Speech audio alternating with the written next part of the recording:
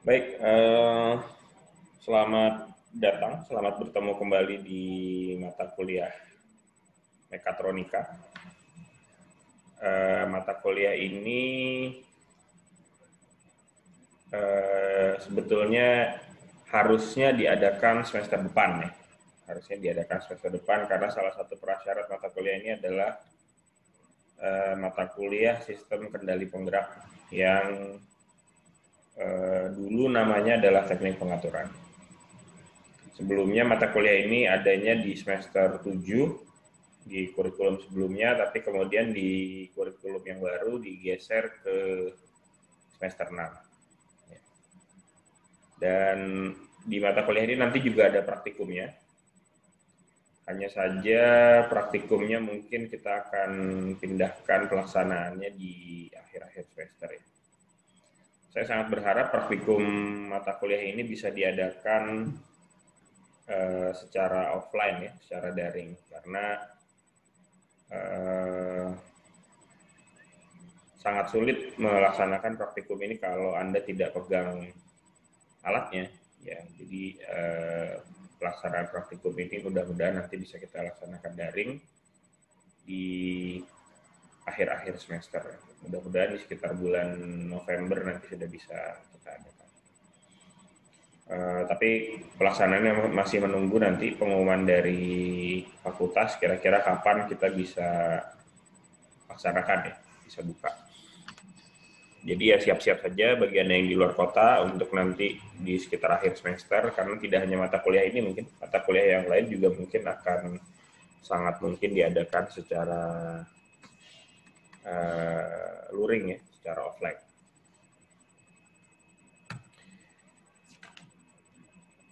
Baik, secara umum saya bisa persingkat tujuan mata kuliah ini ya. Tujuan mata kuliah ini secara singkatnya adalah memberikan kemampuan untuk Anda menjelaskan, menganalisis, dan mendesain, merancang peralatan atau perangkat mekatronika. Jadi kalau di kuliah-kuliah sebelumnya Anda sudah belajar bagaimana merancang sebuah komponen mesin misalnya. Di kuliah kali ini fokusnya adalah untuk merancang perangkat mekatronika. Ini ada komentar website OCW sepertinya down. Yang lain bagaimana? Apakah ada kendala mengakses OCW? Saya juga dengar ada yang bilang down, tapi beberapa sepertinya tetap bisa. Jadi dicoba saja sambil jalan nanti. Maaf Pak, ini OCW-nya masih belum bisa diprogram, belum bisa dimasukin Pak, soalnya banyak yang... Ya, ini agak sedikit berat kemungkinan memang. Tapi saya yakin sebagian bisa sih. Saya rasa tergantung provider juga ya. Kemarin ada yang nyoba pakai XL, ternyata bisa. Ada yang coba pakai jaringan yang lain. Jadi nanti sampai akhir perkuliahan ini nanti coba kita buat survei singkat aja siapa yang belum bisa. Nanti saya perpanjang masa buka absennya ya, supaya Anda bisa coba kemudian. Baik, tadi sampai mana? Tadi sampai ini ya, tujuan mata kuliah. Jadi secara khusus kita punya kata kunci perangkat mekatronika ya, perangkat mekatronika. Secara umum saya akan bagi perkuliahan ini menjadi beberapa bagian. Pengenalan tentang mekatronika sampai minggu depan saya akan laksanakan. Habis itu kita pindah ke materi tentang sensor, kemudian tentang aktuator, kemudian tentang microcontroller, dan terakhir ada 2 pertemuan terakhir. Ini akan sangat beririsan dengan praktikum, yaitu tentang desain sistem mekatronika. Textbooknya seperti ini. Ini ada di RPS juga yang Anda bisa temukan di dalam Google Classroom, juga di dalam Spada, juga di dalam OCW. Jadi tolong dibaca bagaimana RPS-nya. Secara khusus saya pakai 2 buku ini. Walaupun tidak hanya terbatas di 2 buku ini, saya juga pakai referensi lain, yaitu bukunya Alciatore, edisi keempat. Dan saya akan pakai tools online namanya Tinkercad. Tinkercad ini sebuah tools online buatannya Autodesk. Jadi Anda bisa buat gambar 3D secara online di dalam Tinkercad, tapi secara khusus yang akan kita pakai adalah bagian sirkuit ya. Jadi silakan Anda buat account, masuk coba-coba Tinkercad dulu, bisa lihat-lihat tutorial online. Nanti kita akan pakai ini secara cukup banyak di mata kuliah ini. Metodenya ada kuliah artinya synchronize seperti ini ya. Menggunakan Zoom, walaupun belajar dari pengalaman semester yang lalu, mungkin penggunaan Zoom akan kita coba batasi ya. Jadi supaya kuota Anda juga hemat. Jadi mungkin kalaupun ada Zoom, saya tidak akan pakai Zoom untuk sepenuh sesi ya. Mungkin Zoom kita hanya setengah jam, maksimal 1 jam. Selebihnya kita akan komunikasi via WA atau via Google Classroom. Kemudian karena ini metodenya masih daring, saya akan sangat dorong Anda untuk melakukan diskusi kelompok. Oleh karena itu saya sudah bagi kelompoknya sejak awal. Silakan Anda lihat teman kelompok Anda. Kemudian saya akan juga banyak beri tugas yang bentuknya sebagian besar mungkin dalam bentuk online presentation. Jadi saya akan sering sekali minta Anda membuat video presentasi. Nah, karena ini daring ya, kemungkinan sulit untuk Anda ketemu bareng di satu tempat, kemudian merekam video seperti umumnya di semester-semester sebelumnya ya, kalau diberi tugas video. Anda juga bisa membuat video presentasinya menggunakan Zoom. Jadi seperti cara saya sekarang ini, saya membuat presentasi saya menggunakan PowerPoint yang saya rekam, yang mudah-mudahan saya punya waktu untuk saya upload di YouTube nanti, supaya Anda bisa nanti melihat lagi juga. Nah, kalau misalkan grup satu kelompok Anda tepatnya berjauhan, Anda juga bisa pakai metode yang sama. Jadi Anda bisa merekam video presentasi Anda yang Anda rekam melalui Zoom. Cara lainnya adalah Anda bisa lihat tutorialnya OBS Studio ya. OBS Studio. Saya ketik di sini. obsproject.com ya. Softwarenya ini namanya Open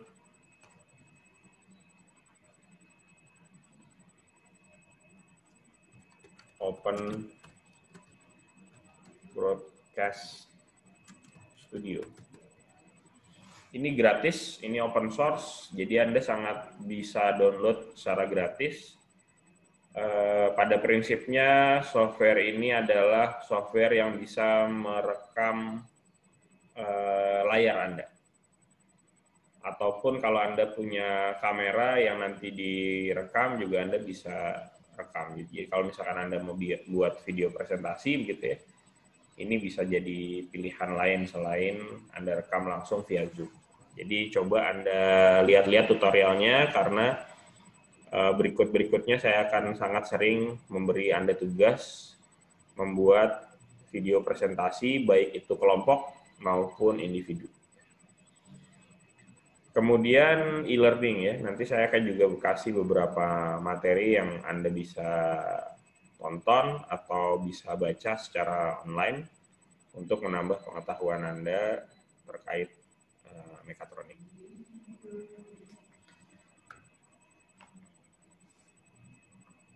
Baik. Lalu bagaimana saya menilai mata kuliah ini? Saya akan coba fair, saya akan beri tugas Anda cukup banyak, tapi juga nilai porsi untuk tugas juga cukup besar di mata kuliah ini ya. Ujian tulis hanya akan ada berupa UTS, jadi saya tidak akan beri UAS. UTS itu persentasenya 25%. Belum tentu saya akan berikan di minggu ke-8 ya, bisa jadi di minggu ke-10, bisa jadi minggu ke-11 UTS-nya. Jadi ujian tulis hanya akan ada 1 kali, dan persentasenya 25%. Sisanya berupa tugas yang saya berikan per minggu mungkin, itu komponennya secara total 40%, dan nanti di minggu-minggu akhir beririsan dengan praktikum, saya akan buat satu tugas besar berupa mechatronic project, itu persentasenya 35%. Jadi tolong sekali lagi pastikan Anda selalu mengumpulkan tugas, karena ibaratnya ini Anda nabung, nyicil dikit-dikit untuk mendapatkan nilai 40% itu. Kalau tugas Anda lengkap, kemudian project Anda juga mengumpulkan dengan baik, walaupun midterm Anda, walaupun UTS Anda tidak terlalu baik, itu nilai totalnya masih sangat memadai lah untuk lulus mata kuliah ini dengan baik. Apalagi kalau misalkan midterm Anda, UTS Anda nilainya juga bagus, untuk dapat nilai A itu sangat mudah lah sebetulnya. Jadi saya berubah cara menilai mata kuliah ini dibandingkan semester sebelumnya, karena beradaptasi dengan perkuliahan yang online. Karena pakai Google Classroom, ini juga mungkin perlu jadi catatan, semua tugas yang akan dihitung di sini adalah tugas yang saya post di Google Classroom, dan Anda mengumpulkannya lewat Google Classroom. Jadi saya nggak terima misalkan Anda mengumpulkan secara fisik tugasnya, ataupun Anda kirim tugasnya via email atau via WA. Itu tidak akan dihitung. Semua tugas yang dihitung adalah tugas yang saya post di Google Classroom dan Anda kumpulkan juga lewat Google Classroom. Jadi Anda juga bisa ngecek, cukup transparan, Anda bisa ngecek apakah masing-masing Anda sudah mengumpulkan atau belum melalui Google Classroom. Jadi setiap tugas yang ada di situ. Jadi kalau misalkan Anda belum mengumpulkan, misalkan di akhir, segera disusulkan supaya tetap dihitung nilai ya. Oke, secara umum mata kuliah ini kan mata kuliah lanjut ya, bukan mata kuliah yang diberikan di awal-awal. Jadi sangat memerlukan pemahaman yang memadai di konsep-konsep awal fisika dan matematika. Kemudian juga pemahaman Anda tentang teknik pengukuran, dan harusnya juga di teknik pengaturan. Jadi measurement system dan control system. Mudah-mudahan yang ikut mata kuliah ini, kalaupun belum mengambil mata kuliah teknik pengaturan, semester ini sedang mengambil mata kuliah sistem kendali penggerak, supaya nyambung nanti. Kalau misalkan nggak ngambil itu, nanti akan banyak yang miss ya. Oke, saya tidak akan lama-lama hari ini. Secara singkat saja, Anda nanti bisa eksplorasi lebih lanjut melalui tugas. Tapi secara umum, apa itu mechatronics? Mechatronics ini sebetulnya bidang ilmu baru ya, secara umum ya. Kalau di kita belajar mechatronics sebagai mata kuliah di beberapa kampus, mechatronics ini sudah jadi jurusan yang terpisah dari teknik mesin maupun teknik elektro maupun teknik informatika ya. Jadi ini adalah bidang yang sudah jadi berdiri sendiri. Hanya saja sebagai seorang calon insinyur mesin, Anda juga harus punya pengetahuan tentang ini, karena kalau boleh jujur hampir tidak ada sebuah sistem yang zaman sekarang yang full mekanik. Semuanya pasti punya interaksi sistem-sistem mekanik dengan sistem-sistem elektronik, bahkan dengan kontrol sistem. Ya. Dan istilah mekatronik ini sebetulnya kalau dibilang baru, tidak baru-baru amat juga, karena istilahnya muncul sudah cukup lama, akhir tahun 60-an ya, awal tahun 70-an, dari Jepang ya munculnya. Dari seorang engineer di perusahaan Yaskawa. Kalau Anda tahu, perusahaan Yaskawa itu sekarang dia bergerak di bidang industrial robot. Jadi Yaskawa ini salah satu perusahaan yang memproduksi robot-robot untuk keperluan manufaktur industri. Kompetitornya adalah KUKA Robot milik Amerika. Yaskawa ini perusahaan robot milik Jepang. Jadi pada prinsipnya mekatronika itu adalah irisan dari beberapa ilmu yang dulu disebut sebagai ilmu tradisional, ilmu mechanical, ilmu electrical engineering, yang dijadikan satu. Tujuannya apa? Untuk membentuk satu perangkat terintegrasi. Secara irisan bisa digambarkan seperti ini sebetulnya. Dia irisan 4 bidang sekaligus, kalau bisa dibagi menjadi 4 bidang, yaitu mechanical system, electrical electronic system, control system, dan computer system. Masing-masing dari sistem ini kan punya keunikan tersendiri, ya, punya ciri khas tersendiri. Mechanical system itu kan pada prinsipnya bekerja pada domain yang secara fisik cukup bisa dilihat mata, bisa disentuh oleh indera perasa gitu ya. Jadi wujud fisiknya sangat jelas terlihat. Misalkan rangka, misalkan frame, misalkan mesin-mesin penggerak begitu. Sesuatu yang bergerak itu hampir pasti itu komponen mechanical. Bahkan dari sisi materialnya sendiri itu masih merupakan domain dari sistem-sistem mechanical. Materialnya, struktur dan lain sebagainya itu sistem mechanical. Sistem elektronik tidak seperti sistem mechanical. Kadang-kadang wujudnya tidak bisa dilihat. Memang perangkatnya kita bisa lihat sistem elektronik itu, tapi bagaimana cara dia bekerja biasanya tidak bisa dilihat oleh mata. Ya, sistem elektronik itu. Kalau Anda punya power supply begitu, dia bisa menghidupkan sebuah perangkat, tapi kan bagaimana cara dia bekerja di dalam, kita tidak bisa melihat sesuatu yang bergerak-gerak di situ ya. Sehingga nature-nya agak berbeda dengan mechanical system.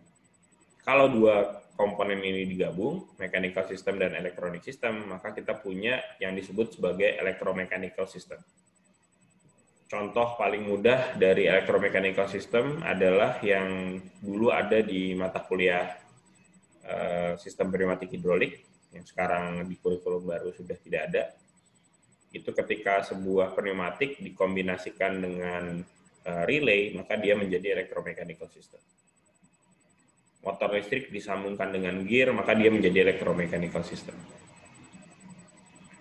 Nah, sistem mekanik dan elektronik itu sudah cukup lama dipakai sejak tahun 60-70-an, sejak ditemukannya konsep motor listrik terutama. Tapi dia belum bisa terlalu banyak merubah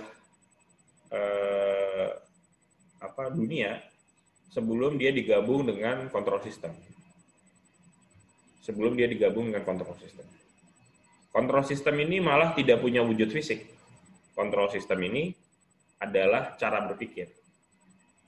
Jadi ketika sistem mekanik dan elektronik digabungkan, maka yang terjadi hanya seperti Anda menggerakkan sesuatu pakai saklar. Anda punya motor listrik digerakkan menggunakan saklar, kemudian motor berputar menggerakkan gear menggerakkan sebuah arm misalnya, sebuah lengan gitu.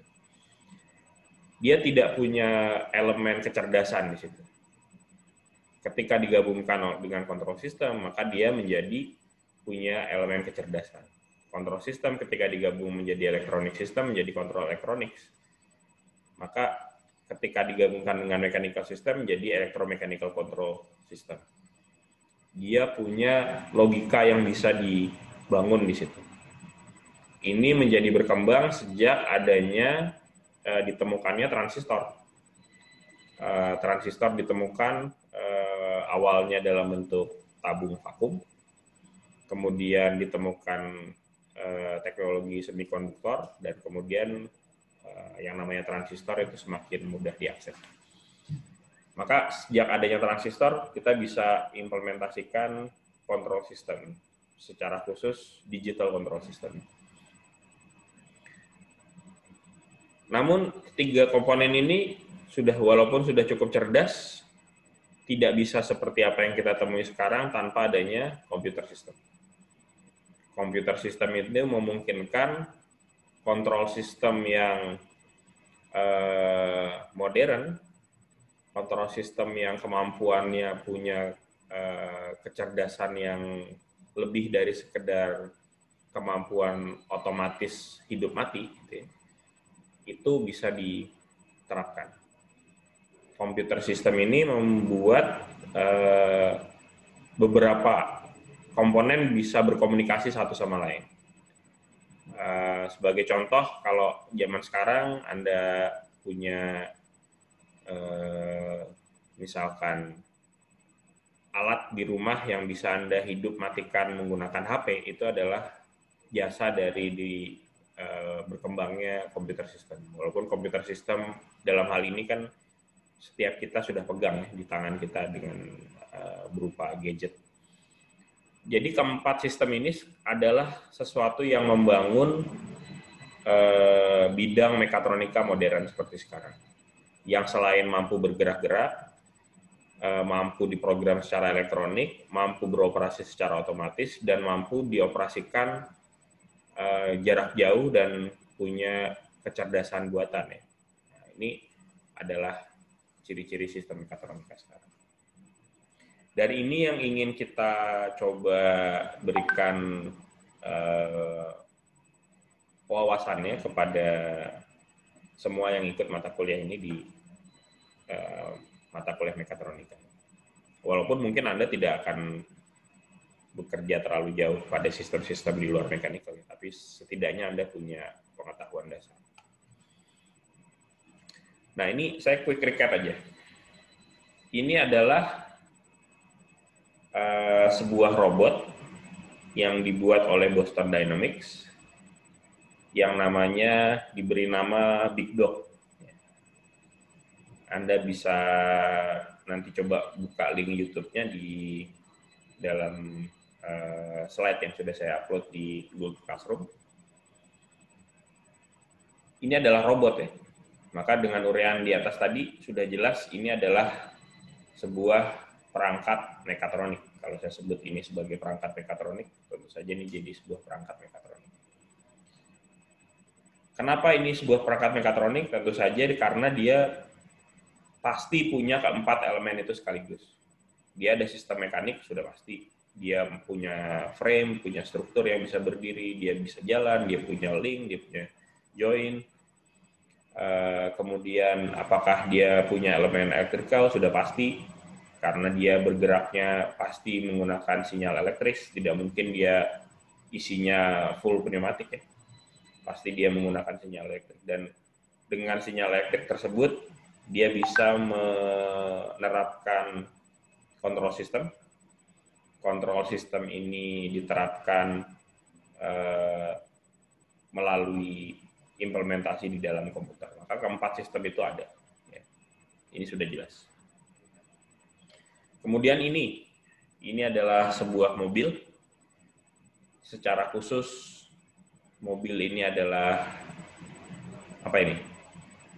Mustang ya. Mustang, Ford Mustang. Ford Mustang, saya nggak tahu generasi keberapa ini. Yang jelas Ford Mustang bukan yang tahun 60-an, ini Ford Mustang yang lebih baru.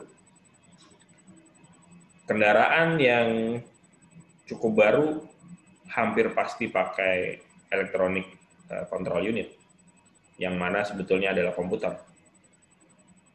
Yang dia mengendalikan berbagai hal di dalam kendaraan itu melalui sinyal elektrik, maka dia pasti ada komponen electrical sistemnya.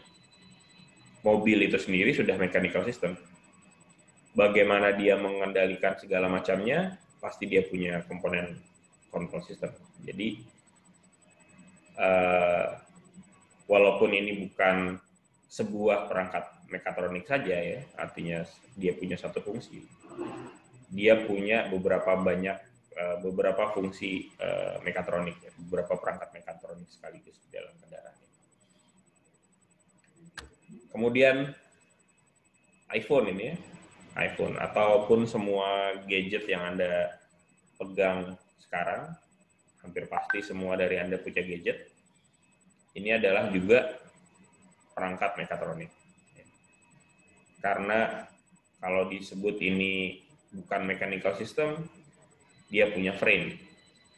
Frame-nya itu sendiri pasti mempunyai pertimbangan mekanikal, bagaimana dia dimasukkan saku celana tidak bengkok, bagaimana ketika disentuh dia punya rasa sentuhan yang tidak kasar misalnya, layarnya itu ketika disentuh harus halus, ketika disentuh dia bisa bergetar misalkan, memberikan efek haptik ya namanya.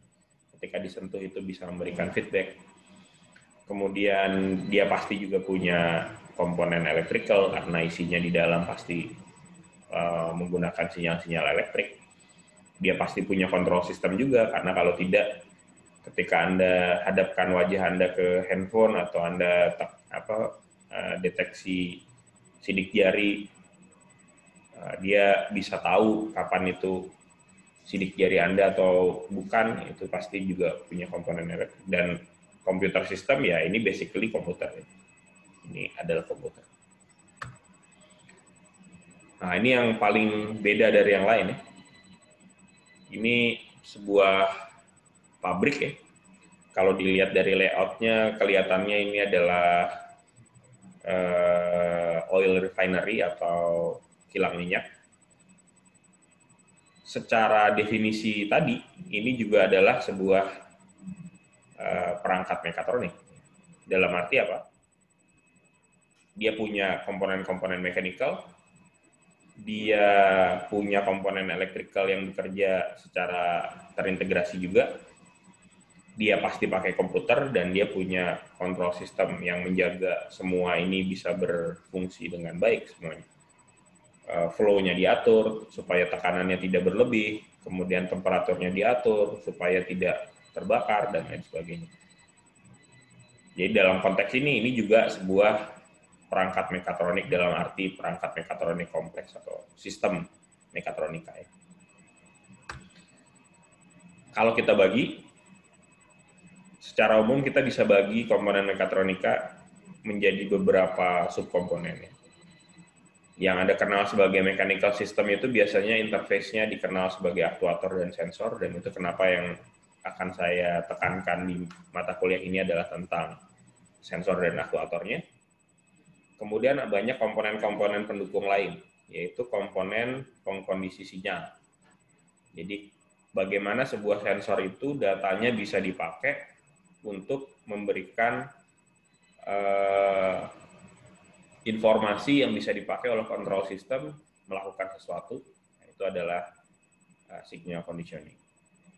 Kemudian digital control architectures, ini adalah juga bagian komputernya. Kita tidak akan bahas terlalu dalam di sini, tapi kita akan pakai saja nanti di minggu ke-10 nanti. Kemudian kalau tadi ada input signal conditioning, ada juga output signal conditioning. Kenapa? Karena dari komputer dia harus bisa diterjemahkan untuk setidaknya menggerakkan aktuator. Aktuator kan perlu perintah ya untuk bisa bergerak. kapan dia harus bergerak, bagaimana harus bergeraknya, ke arah mana dia bergerak, secepat apa, sekuat apa, itu adalah informasi yang keluar dari komputer yang harus bisa diterjemahkan oleh aktuator tadi untuk melakukan aksi sesuai apa yang diminta. Dan loop-nya terus aktuator bergerak, dibaca lagi oleh sensor, sensor kemudian memberikan informasi kepada komputer, komputer kemudian memberikan aksi yang diterjemahkan oleh output signal conditioning, dan kemudian ke aktuator. Dan ada interfacing juga keluar. Karena yang perlu bekerja tidak hanya sistem yang ada di dalam, kadang-kadang user juga ingin tahu. Maka ada display berupa digital display dalam bentuk LED ataupun LCD dan lain sebagainya. Ini secara umum strukturnya begini. Tapi nanti fokus yang akan kita bahas adalah terutama di sini, di aktuator dan di digital control. Ini akan kita pakai saja yang lain-lainnya. Dan ketika nanti di akhir, Anda perlu mendesain sebuah perangkat mekatronika, tapi perlu diingat bahwa ketika Anda mendesain sebuah perangkat mekatronika, ini tidak bisa dilakukan secara seri. Ya. Artinya Anda desain dulu mekaniknya, baru nanti Anda tempel-tempel komponen lainnya. Anda desain dulu sistem mekanikalnya, baru kira-kira elektrikalnya kayak gimana ya, ditempel-tempel-tempel, itu nggak bisa. Sejak awal itu harus dipikirkan sebagai sebuah kesatuan sistem. Anda bisa bayangkan kalau mobil Mustang tadi, didesain tidak secara terintegrasi, maka jadinya tidak akan seperti itu. Anda bayangkan mobil Mustang tahun 60-an, Mustang tahun 69 misalnya, yang masih full analog semuanya, masih menggunakan karburator dan lain sebagainya. Kemudian tiba-tiba ingin ditempeli semua perangkat yang ada seperti kendaraan sekarang. Itu effortnya akan terlalu besar, ya. Terlalu sulit. Kenapa? Karena banyak sistem mekanikal juga yang harus pasti dirubah. Paling sederhananya kalau Anda suka bongkar-bongkar mobil, Anda tahu sistem ABS, Anda akan paham betapa sulitnya menerapkan sistem ABS pada kendaraan yang belum ABS.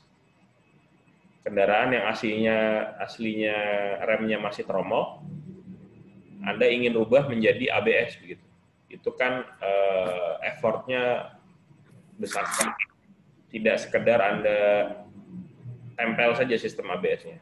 Anda perlu mengganti banyak sekali komponen. Dan itu kenapa sebuah sistem mekatronika harus didesain secara benar sejak awal. Karena Anda harus persiapkan semuanya di awal. Oke, jadi kira-kira itu yang bisa saya kasih pengantar. Selanjutnya Anda akan eksplorasi lebih jauh bersama kelompok Anda. Topiknya masing-masing kelompok saya sudah letakkan di dalam Google Classroom ya. Saya sudah letakkan dalam Google Classroom, jadi Anda bisa lihat topik masing-masing apa. Siapa ini yang coret-coret?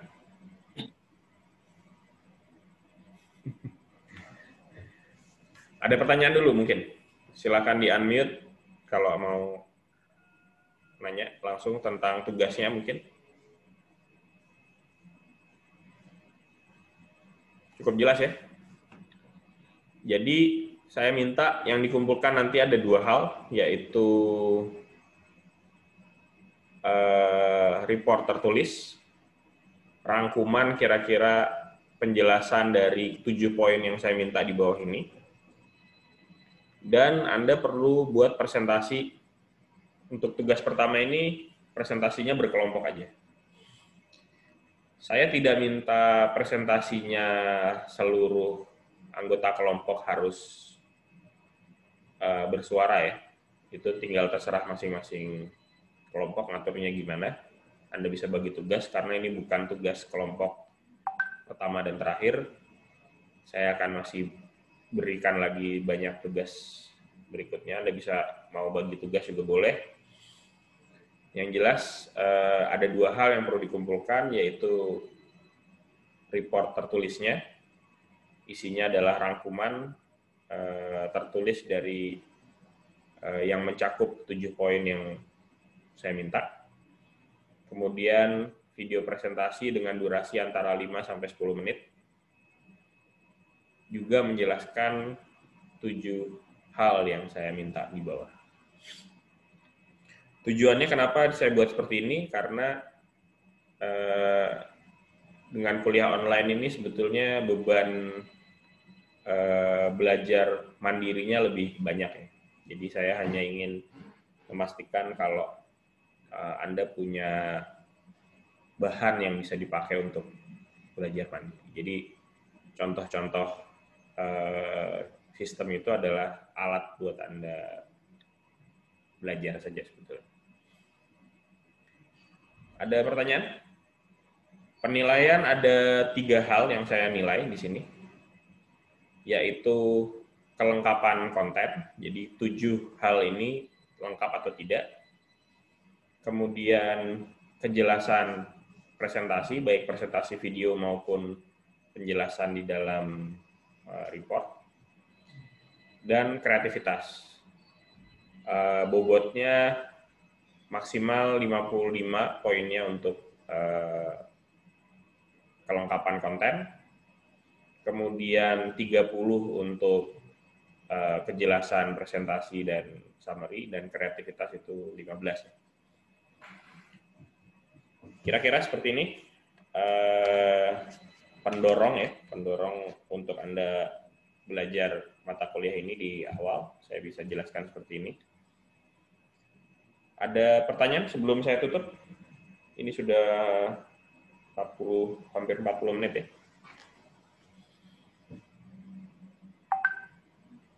Nggak ada ya? Presensi gimana? Sudah bisa masuk semuanya? Belum? Oke, kalau belum saya akan perpanjang batas presensinya. Silakan dicoba sampai nanti jam 4 sore ya untuk presensi. Baik, Pak. Mudah-mudahan nggak ada masalah. Kalau nanti masih ada yang terkendala presensi, silakan chat via WA saja supaya cepat. Baik, kalau nggak ada lagi yang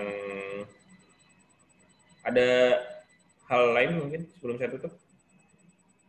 Nggak ada ya? Cukup jelas ya tugasnya? Batas akhir pengumpulan tugas adalah hari Minggu tengah malam. Ya, dikumpulkan melalui Google Classroom juga.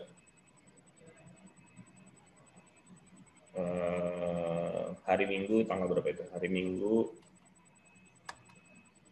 tanggal 6, Pak. Tanggal 6, oke. Tanggal 6 ya. Oke, kalau begitu saya akhiri kelas hari ini. Update berikutnya saya akan sampaikan via Google Classroom. Pastikan masing-masing Anda juga sudah masuk di Google Classroom. Sekian saja dari saya. Assalamualaikum warahmatullahi wabarakatuh. Waalaikumsalam warahmatullahi wabarakatuh.